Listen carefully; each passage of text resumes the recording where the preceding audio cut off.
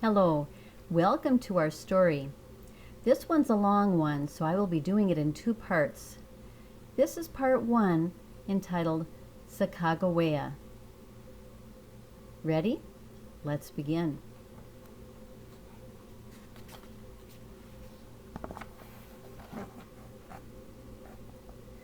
Sacagawea was a young Native American woman. She traveled by boat and on foot for more than 2,600 miles. She and the other courageous explorers camped for more than a year among wild animals like grizzly bears, buffalo, cougars, and wolves.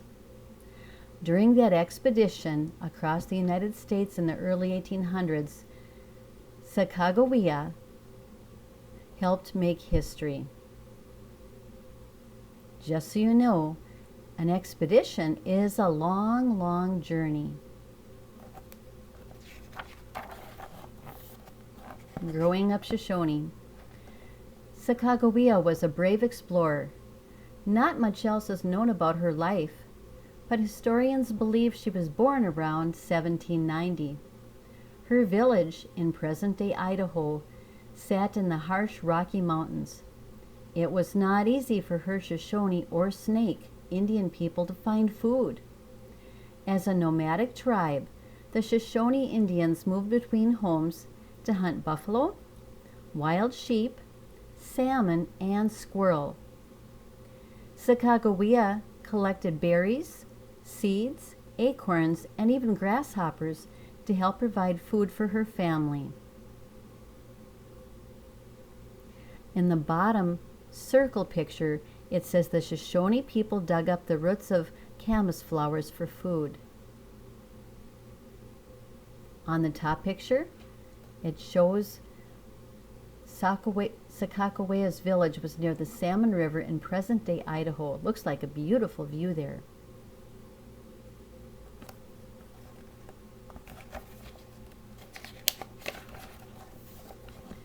When Sacagawea was about 10 years old, a war party from another tribe attacked her family. Young Hidatsa warriors, out to prove their bravery, captured Sacagawea. They took her to live in their village more than 800 miles away. It must have been like moving to a foreign city. The Hidatsa lived in villages along the Knife River in present-day North Dakota. Thousands of people from different tribes lived together. Tree trunks held up large, dome-shaped homes. People spoke different languages, grew crops, and traded furs, buffalo skins, and horses. The picture on the left says this drawing of Hidatsa warriors on horseback appears on a painted robe made from buffalo skin. And that was done by Native Americans. On the bottom right, there's a home. You can see the doorway made out of wood. That would be warm in the winter and cool in the summers. In the Knife River villages, Sacagawea survived by learning a new way of life. She learned a new language. She tended fields in the spring and harvested corn, squash, beans, and prairie turnips in the summer and fall. She made pottery. She watched ceremonies with dancing, colorful clothing, and music. People in this village celebrated many things, such as the harvest and the return of birds that had flown south for the winter. That's a fact. At a historical site in North Dakota, you can visit the village where Sacagawea lived after she was kidnapped. And on the right, this model shows what the inside of a Hidatsa home looked like. I hope you'll get a chance to visit that too. It looks amazing. A fur trader's wife. When Sacagawea was about 15 years old, she married Toussaint Charbonneau. He was a French-Canadian fur trader. As a fur trader's wife, Sacagawea met traders from around the world. She even traded on her own for beads, silver, and cloth. Soon, she prepared to have a baby. On the top of the right page, you can see some very soft fox furs. And on the left, traders would often meet at posts to trade. This art shows a trading post in Canada.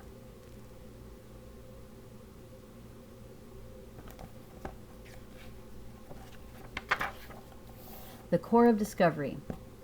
In 1803, President Thomas Jefferson made a deal with France that almost doubled the size of the United States. He planned an expedition to explore the territory. He wanted to find a water route to the Pacific Ocean. He called the mission the Corps of Discovery, and that's our President Thomas Jefferson on the bottom. On the right, Louisiana Purchase. In 1803, President Thomas Jefferson made a deal with France for land west of the Mississippi River. This deal was called the Louisiana Purchase. Jefferson paid about 3 cents an acre for the land. It stretched to the Rocky Mountains. That's right in the center here. That was a lot of land to buy. Captain Meriwether Lewis and Captain William Clark led the expedition. In the spring of 1804, they left St. Louis, Missouri in a keelboat and a smaller wooden boats called pirogues. They traveled through areas including what is now Missouri, Nebraska, Iowa, and South Dakota. In November, they reached the Knife River villages and planned to stay for the winter. They set up a camp and called it Fort Mandan. They even brought their dog along. In her time, Sacagawea was a young woman in 1804.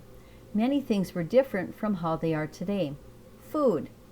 Instead of shopping for groceries, Indian families grew fruit and vegetables and hunted. They stored food for the winter by drying and smoking meat. Transportation.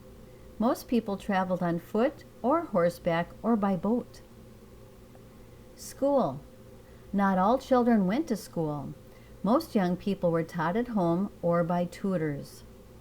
Toys and free time. Indian children played with dolls, toy bows, and clay. They competed in ball games. In winter, they had sleds made out of buffalo ribs. That's the sled right there.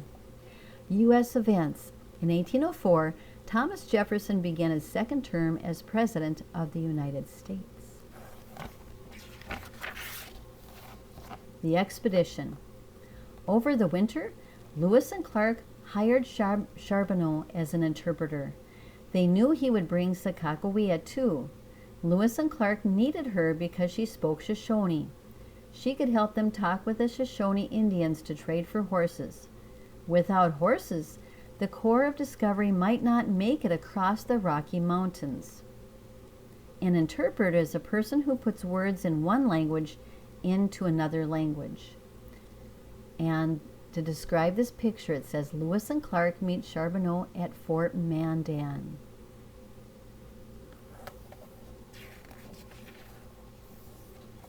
In February 1805, Sacagawea gave birth to Jean-Baptiste Charbonneau. Captain Clark named him Pompey. When the Corps left in April, it had 33 crew members, including Charbonneau, Sacagawea, Pompey, and one large dog.